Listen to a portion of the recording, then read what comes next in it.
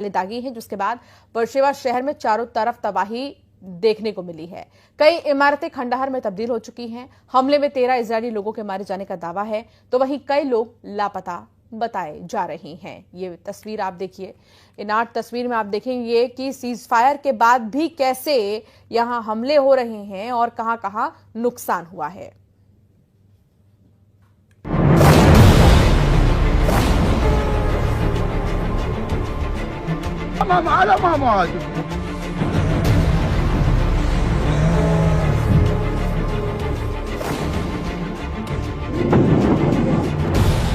जब महायुद्ध की आहट से कांप उठी दुनिया,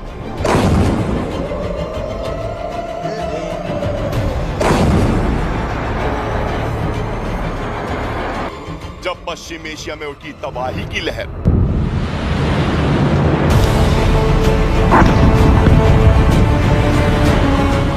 तीन बड़े किरदार, 12 दिन का वॉर।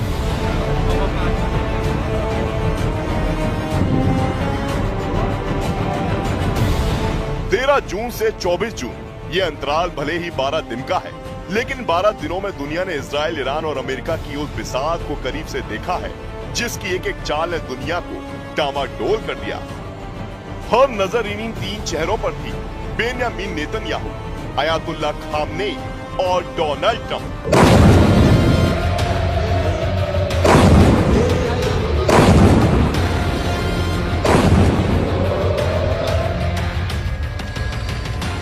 जून 2025, ऑपरेशन राइजिंग लायन का आगाज।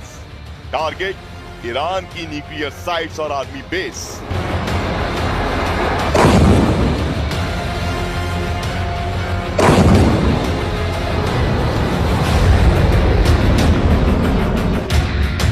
इजराइल ने जैसे ही ऑपरेशन राइजिंग लायन शुरू किया, दुनिया की धड़कन बढ़ने लगी। ईरान की मिसाइलें, इजराइल के फाइटर जेट्स और अमेरिका की चुप्पी, सब कुछ विस्फोटक था।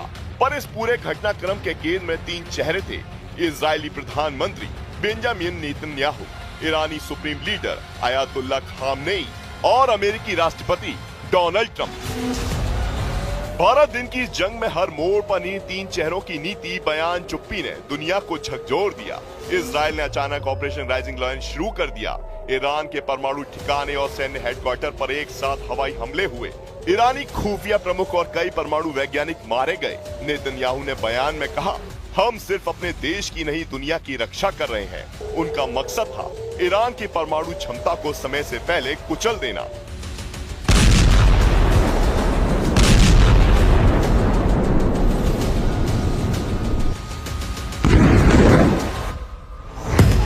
से 15 जून, ऑपरेशन ट्रू प्रॉमिस 3, खामनेई का पलटवार और चेतावनी। इजराइल का हमला बड़ा था, लिहाजा बिना वक्त गवाए ईरान ने अपने आक्रामक इरादे जाहिर कर दिए। ऑपरेशन ट्रू प्रॉमिस 3 की शुरुआत हुई और इजराइल पर ताबड़तोड़ हमले किए गए। तेल अवीव, हाइफा, बीयरशेवा पर 100 से ज्यादा मिसाइलें दागी गईं। इजराइल का आयरन डोम कुछ मिसाइलें रोकने में कामयाब रहा, लेकिन इजराइल को भारी नुकसान उठाना पड़ा। 15 जून को अयातुल्लाह खामनेई ने पहली बार राष्ट्र को संबोधित किया। इस बार जंग छेड़ी गई है और इसका जवाब इतिहास याद रखेगा। खामनेई इस बार कूटनीतिक नहीं, सामरिक मुद्रा में थे। 16 से 17 जून, नेतन्याहू बनाम खामनेई।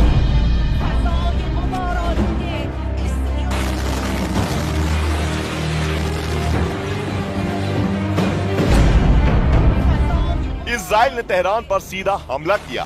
IRIB यानी ईरानी स्टेट टीवी का मुख्य ऑफिस बमबारी में क्षतिग्रस्त हुआ। ईरान ने 2 इजरायली फाइटर जेट गिराने का दावा किया। नेतन्याहू की रणनीति थी खामनेई के सत्ता केंद्रों को घुटनों पर लाना। इस दिन नेतन्याहू और खामनेई के बीच निजी स्तर पर पावर शो शुरू हो चुका था। दोनों तरफ से अपने अपने तरकश के ताकतवर तीरों का इस्तेमाल किया जा रहा था। 18 जून 2025, अमेरिकी राष्ट्रपति डोनाल्ड ट्रंप की एंट्री। पश्चिम एशिया ईरान और इजराइल की इस जंग से धड़क रहा था, लेकिन अमेरिका की खामोशी हर किसी को साल रही थी। इसी बीच 18 जून को अमेरिका के राष्ट्रपति डोनाल्ड ट्रंप ने ट्रुथ सोशल पर लिखा, ये युद्ध एक मूर्खता है। अगर मैं होता तो पहले दिन ही खत्म करवा देता। इस बयान ने अमेरिकी राजनीति में बवाल मचा दिया। व्हाइट हाउस को साफ करना पड़ा कि अमेरिका मध्यस्थ है, न कि युद्धरत पक्ष। ट्रंप का बयान इजराइल के हक में दिखा, जिससे खामनेई बिफर गए। अगर अमेरिका सीधा युद्ध में उतरा तो आग फैल जाएगी। 19 से 20 जून, मौत और मकसद।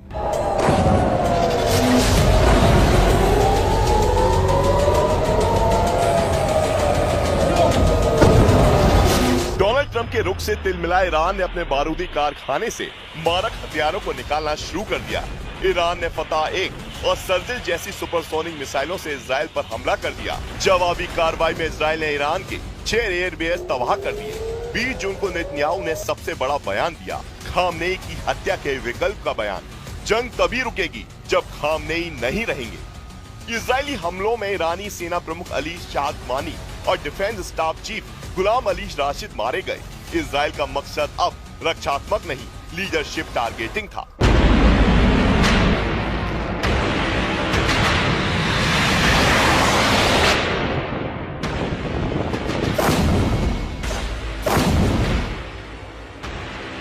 इक्कीस जून 2025, अमेरिका की डायरेक्ट एंट्री।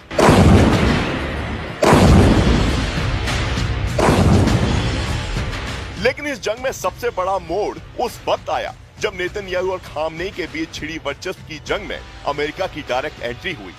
खामनेई की धमकी के बावजूद अमेरिकी B-2 स्टेल्थ बॉम्बर्स ने फोर्टो नतांज और इस्फहान में ईरान के परमाणु ठिकानों पर हमला किया और दावा किया गया कि ईरान के परमाणु कार्यक्रम को तबाह कर दिया गया।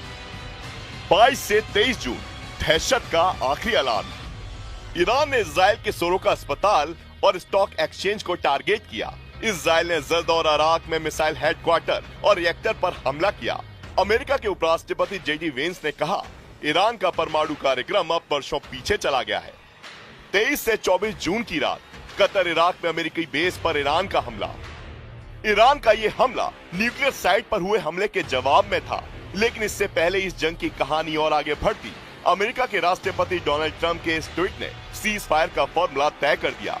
कतर की मध्यस्थता से बात आगे बढ़ी और उस जंग पर ब्रेक लग गया, जिसने पूरे पश्चिम एशिया को दहशत में ला दिया था। इस 12 दिन के युद्ध में बेंजामिन नेतन्याहू ने युद्ध को नेतृत्व साबित करने के लिए इस्तेमाल किया। खामनेई ने ईरान की अस्मिता और जवाबी हमलों से अपनी पकड़ मजबूत की, जबकि अमेरिका के राष्ट्रपति डोनाल्ड ट्रंप ने बयान देकर माहौल को और गरमाया, फिर खुद को शांति का सूत्रधार बनाकर दुनिया के सामने पेश कर दिया।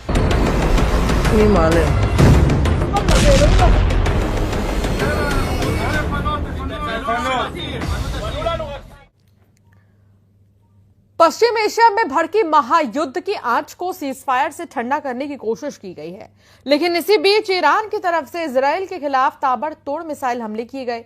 निशाना बनाया गया बेरशेवा शहर को। देखिए रिपोर्ट।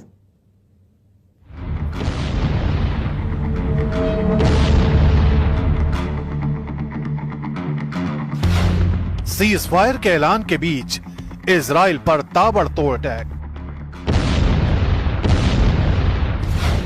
ईरान के बैलिस्टिक मिसाइल हमलों से दहल उठा बेरशेवा। ईरान इजराइल में सीज फायर का बटन एक्टिव हुआ। उससे पहले ईरान ने इजराइल को अपनी ताकत का एक और नमूना पेश किया। बेरशेवा शहर पर ताबड़तोड़ मिसाइल अटैक किए गए। सायरन पर सायरन बजने लगी और बेरशेवा की कई इमारतें इन हमलों के बाद खंडहर में तब्दील हो गई।